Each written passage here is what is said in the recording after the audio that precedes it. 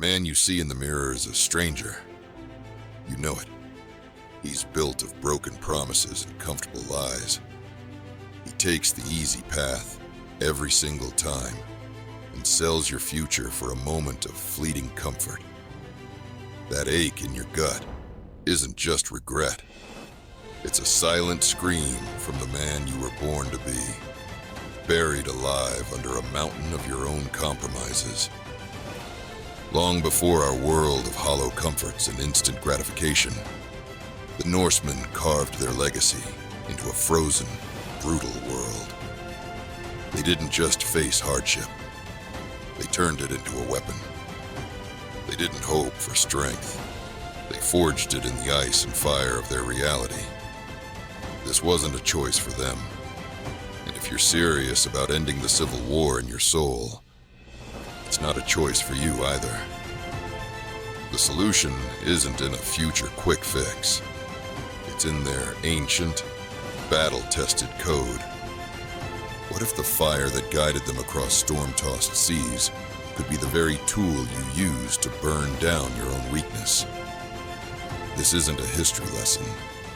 This is mental warfare. The Vikings lived by a code, a set of laws that built unbreakable men. These weren't ideals. They were survival mechanisms. Today, those same laws are your blueprint for forging an elite level of discipline. If you are ready to stop being a product of your past and start building a future, stay with me. The old you has an expiration date. It's today. Let's be honest. Modern life, for all its comfort, has made you soft. It has turned you into a parasite, feeding on distraction and ease. Our ancestors faced starvation and the constant, real threat of a violent end. That constant pressure bred a warrior ethos. It has faded from our world. We've traded the fear of death for the fear of discomfort. We seek safety. We avoid pain. And our discipline has rotted from the inside out. Where the Vikings had a clan bound by oath, we have shallow online connections and crushing isolation. Where they had a code of honor more valuable than life, we have fleeting trends and the desperate need for validation. They understood their fate was set, and this knowledge didn't make them passive. It liberated them to act with absolute, terrifying boldness. We are paralyzed by a fear of failure, trapped in a comfortable cage of our own making. The key to smashing that cage lies in the ancient, brutal wisdom of the North. Law 1, the law of hardship. The first law is absolute. Strength is forged only in resistance. The Vikings were not born resilient. Their world demanded it. It was the default state. Brutal winters, month-long voyages into black unknowns, the shield wall. Life was a constant state of hardship, and it forged a spirit that did not break. The Havamal, their book of warrior wisdom, states it plainly. The foolish man thinks he will live forever if he avoids battle, but old age will give him no peace, though spears might spare him. Avoiding the fight doesn't save you. It ensures you will be weak when the battles you cannot avoid finally come. The modern disease. You are a master of avoiding discomfort. You medicate every pain, distract from every difficult emotion, and outsource every struggle. This has a catastrophic effect on your fortitude. When real adversity strikes, a job loss, a personal failure, a crisis, you crumble because you've never trained your mind to withstand pressure. Your default state has become one of fragility, not strength. To rebuild this lost resolve, you will intentionally and consistently choose hardship. This isn't a suggestion, it's a command. This is controlled exposure to discomfort to recalibrate your mind. It starts with a mandatory cold shower. Every morning, no exceptions. That initial shock, your body's panicked urge to escape, That is the training ground. Your job is to stand there, control your breathing, and calmly endure. The cold is your sparring partner. It does not care about your feelings. Next, you will incorporate physical challenge. This isn't about going to the gym. It's about pushing past the traitorous voice in your head that screams for you to stop. Commit to a set number of push-ups, squats, or burpees every day. When your mind begs you to quit, you do 5 more. You are teaching the whiny, comfort-seeking part of your brain that it is no longer in charge. This daily practice of choosing the hard path builds the mental armor necessary to handle the great challenges of life. Law 2, the law of fearless action. The second law is to act with absolute conviction in the face of uncertainty. The Vikings sailed into uncharted waters with no guarantee of return. They charged into battle against overwhelming odds. Their courage didn't come from an absence of fear, but from their relationship with fate, or Urdur. The Norse believed the thread of one's life was already woven.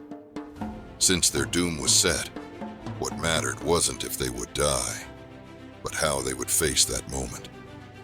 This belief liberated them from the paralysis of fear and allowed them to act.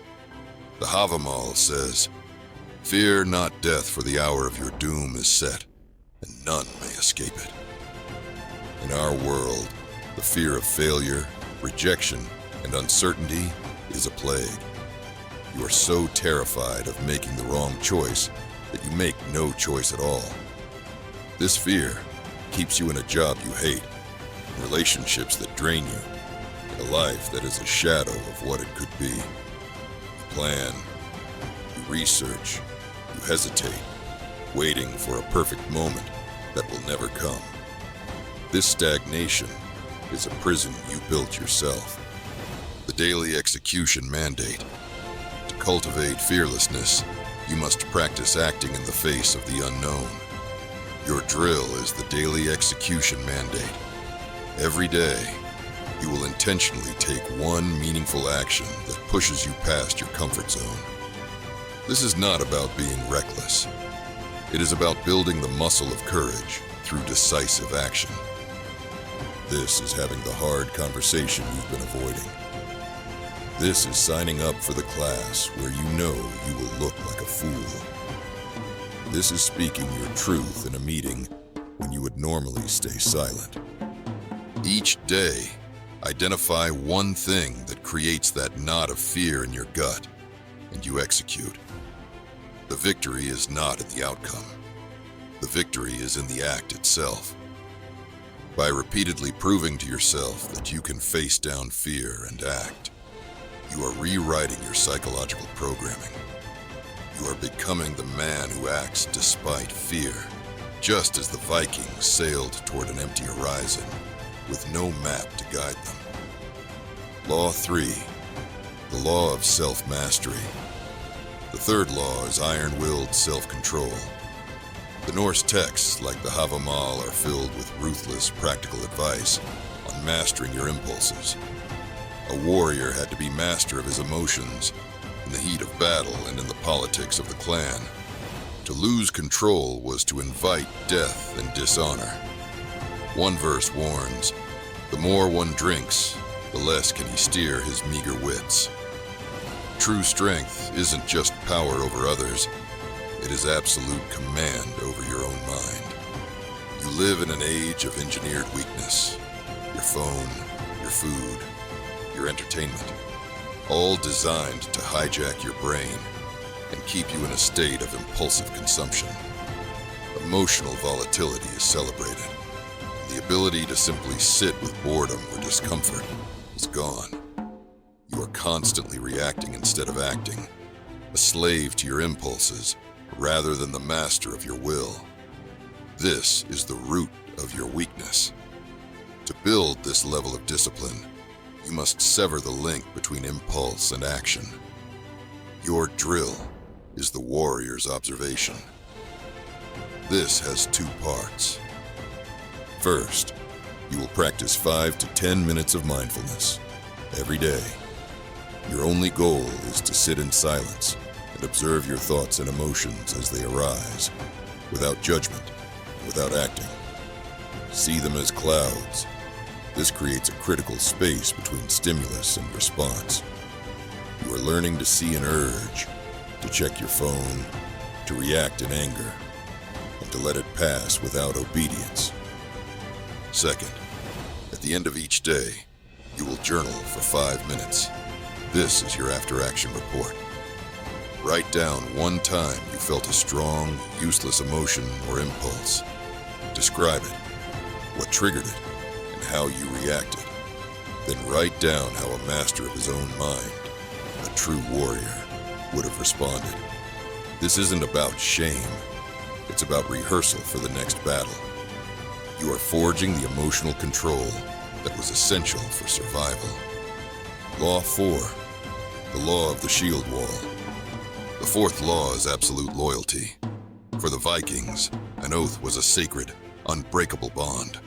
Their entire society was built on a foundation of fidelity to your kin, to your clan, to your leader. Betrayal was a fate worse than death, because your honor and your name were the only things you truly owned. This loyalty wasn't just to others, it was to your word and to the path you had chosen.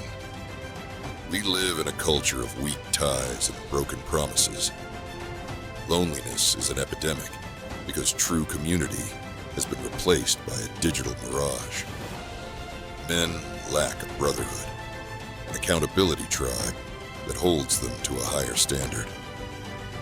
This makes discipline impossible because you are left to fight your battles alone. Without a clan to answer to, breaking promises to yourself is easy. A Viking never fought alone. He stood in the shield wall, his life depending on the man to his left and the man to his right. Your drill is to forge your own modern shield wall. You must create or join a small accountability group of 2 to 4 other men who are dead serious about this path. This is your war band. This is not a casual group chat. You will meet once a week, in person or on video. At each meeting, every man states his primary objective for the week, the one critical mission he commits to accomplishing. The next week, you report. Success or failure, there are no excuses. You hold each other to the fire. Your loyalty is to the group's shared mission of forging strength.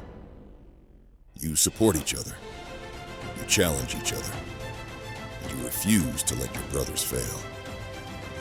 When your personal will falters, your loyalty to your shield wall will drag you forward. This is not a suggestion. It is a requirement for building unbreakable discipline. Law 5, the law of legacy. The fifth and final law is purpose, driven by the pursuit of an honorable legacy.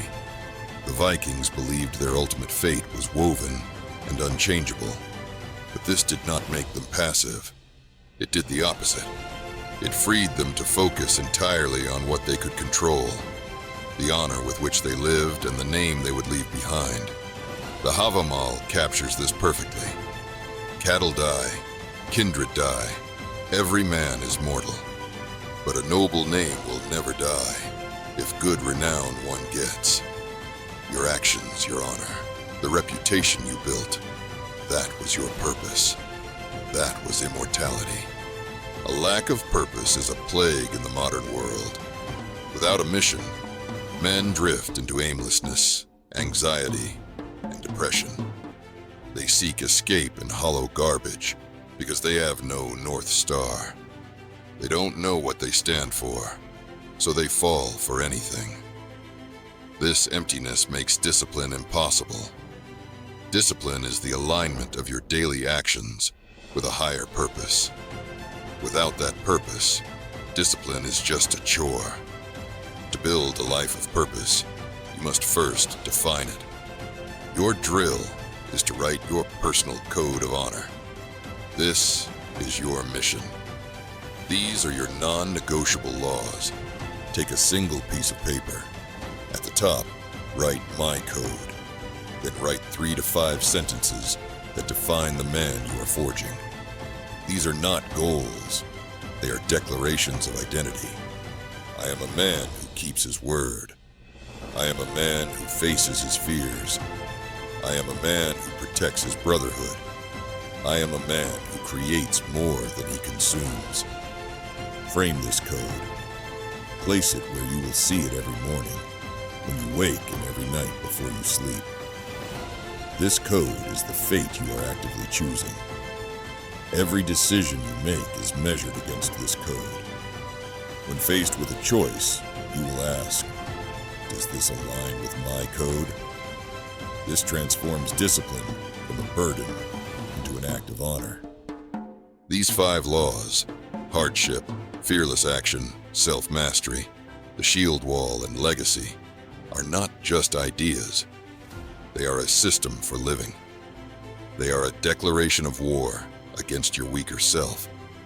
Start your morning with the hardship oath. Execute your daily risk. Observe your impulses. Report to your shield wall. Review your code of honor. Your ultimate fate may be set, but the honor you gain is yours to seize. You can choose the path of comfort, distraction, and weakness, or you can choose the warrior's path, the path of discipline, strength, and honor. So, choose. If you are ready to continue this war, subscribe to this channel. This is not a place for motivational fluff. This is a training ground. Now go to the comments and write which of these 5 laws you will forge into your life first. This is your public declaration.